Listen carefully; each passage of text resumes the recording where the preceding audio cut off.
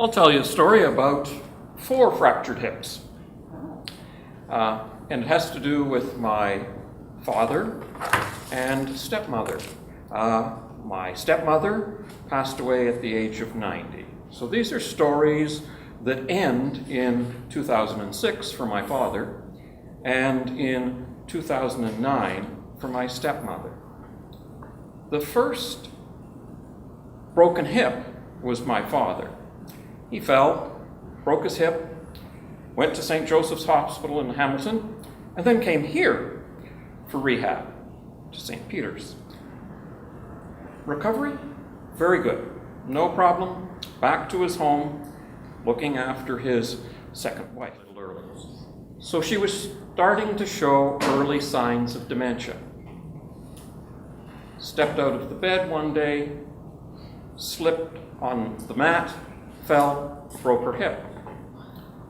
Went into North Francis Henderson Hospital for recovery, and in her case, and the result was that the anesthesia that they provided at the hospital exacerbated her dementia, and she was never able to go back to her own home.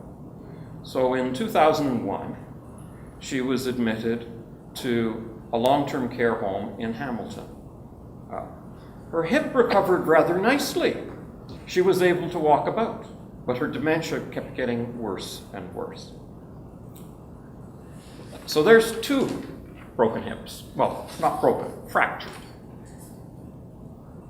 My father was still visiting her, driving down to see her every day, twice a day. And lo and behold, he fell, broke a hip again. Other hip this time.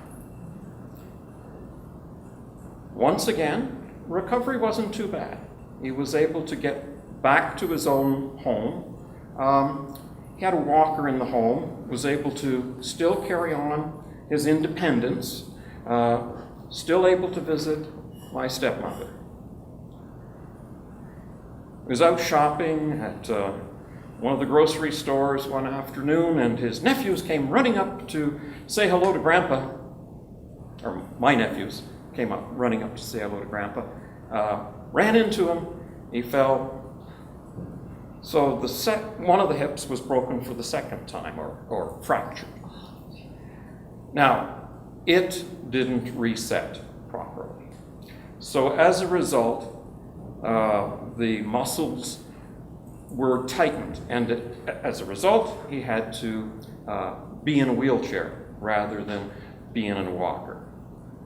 That was what ultimately took him to a long-term care home.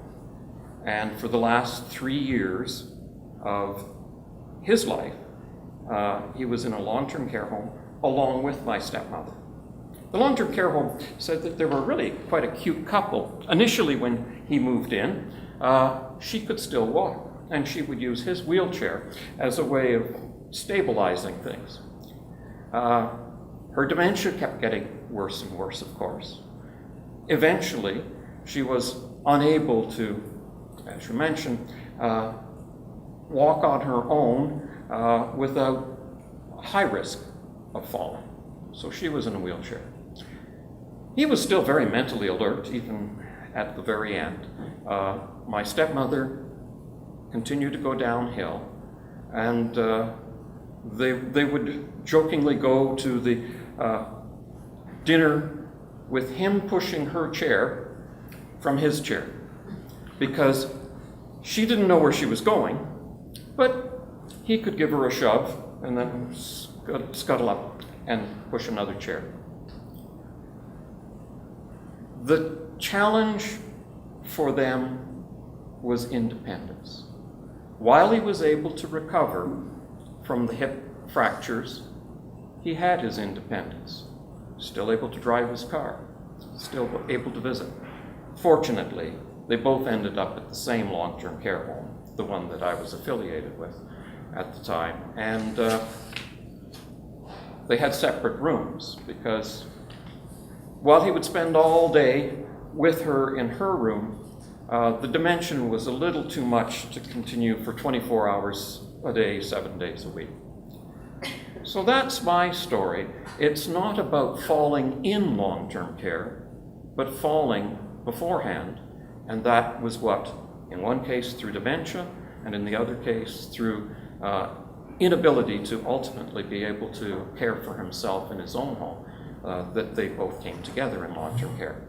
Active, be positive, listen to both sides of the story, and then push forward your point for your relative in the best way for them. You don't take away from individuals their individuality and their right to make decisions and their right to decide what's best for them. As soon as you do, then your solution to osteoporosis and falls is lock them all down in wheelchairs and wheel them around, because then no one's going to fall. That's the wrong answer, obviously. The home has a very restraint-free approach, and as a result of that, falls have gone up. Should we keep everyone fastened down in a wheelchair in order to prevent falls? I don't think so. That's not what I would want to happen to me, particularly if I couldn't speak for myself.